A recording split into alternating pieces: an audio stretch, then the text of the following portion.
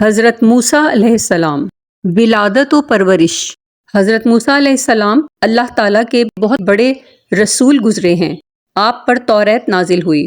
ان کی قوم جنہیں اس وقت یہودی کہا جاتا ہے، انہی بنی اسرائیل کی ہدایت اور نجات کا کام آپ کے سپرد ہوا۔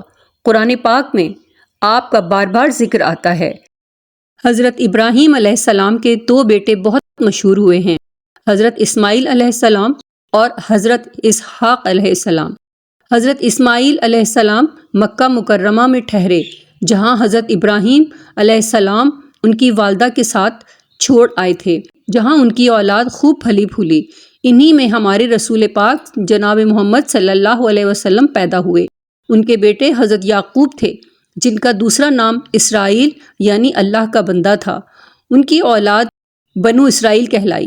یہ لوگ حضرت یوسف علیہ السلام کی وجہ سے مصر میں آباد ہو گئے تھے، جہاں کا قصہ حضرت یوسف علیہ السلام میں بتایا جا چکا ہے، جہاں وہ مصریوں کے 400 سال تک غلام بنے رہے۔ مصر پر اس زمانے میں قبطیوں کی حکومت تھی، ان کا بادشاہ فرعون کہلاتا تھا۔ یہ بنو اسرائیل پر طرح طرح کے ظلم کرتا تھا۔ اللہ تعالیٰ نے رحم فرمایا اور بنو اسرائیل کی ہدایت اور آزادی کے لیے حضرت موسیٰ علیہ السلام کو پیدا کیا۔ مصر کے بادشاہ فرعون کو نجومیوں نے بتایا کہ بنی اسرائیل میں بہت جلد ایک لڑکا پیدا ہونے والا ہے جو تیری حکومت کو برباد کر کے اپنی قوم کو آزاد کروا لے گا۔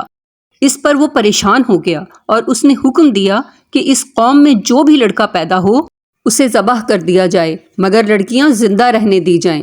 جس سال حضرت موسیٰ علیہ السلام پیدا ہوئے، ان کی والدہ کو اس بات کا ہر وقت کھٹکا لگا رہتا تھا کہ کوئی دایا بادشاہ کو اس بات کی خبر نہ کر دے، مگر اللہ نے ان کو تسلی دی کہ تم فکر نہ کرو۔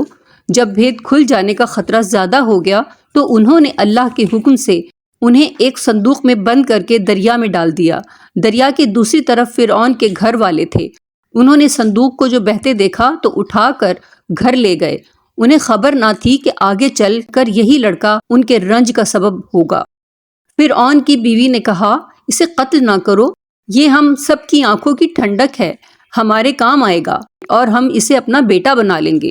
اب اس کے دودھ پلانے کی فکر ہوئی تو وہ کسی عورت کا دودھ نہیں پیتے تھے۔ ان کی بہن جو اس صندوق کے پیچھے لگی ہوئی تھی، یہ سب کچھ دیکھ رہی تھی۔ انہوں نے کہا کہ میں ایک انا کا پتہ دیتی ہوں جو اس کو پالے گی اور اچھی طرح دیکھ بھال کر لے گی، اور انہوں نے حضرت موسیٰ علیہ السلام کی ماں کا پتہ بتا دیا۔ اس طرح موسیٰ علیہ السلام اپنی قوم کے دشمن فرعون کے گھر میں پرورش کرتے رہے، یہاں تک کہ جوان ہو گئے۔ ایک روز کا قصہ ہے کہ وہ صبح سویرے شہر آئے، اس وقت سب کے سب آرام سے سو رہے تھے۔ انہوں نے اپنی قوم کے ایک آدمی کو دیکھا جسے قبطی مار رہا تھا، کیونکہ وہ اس سے بیگار میں کام لینا چاہتا تھا اور وہ انکار کر رہا تھا۔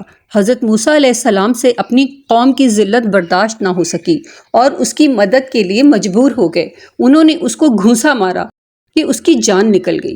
اس کا مرنا تھا کہ حکومت میں کھلبلی مچ گئی۔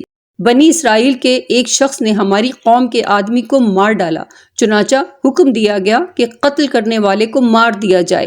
مگر حضرت موسیٰ علیہ السلام کو وقت پر خبر مل گئی اور وہ مدین کی طرف چلے گئے، جو حضرت شعیب علیہ السلام کا شہر تھا۔ Please like, share and subscribe.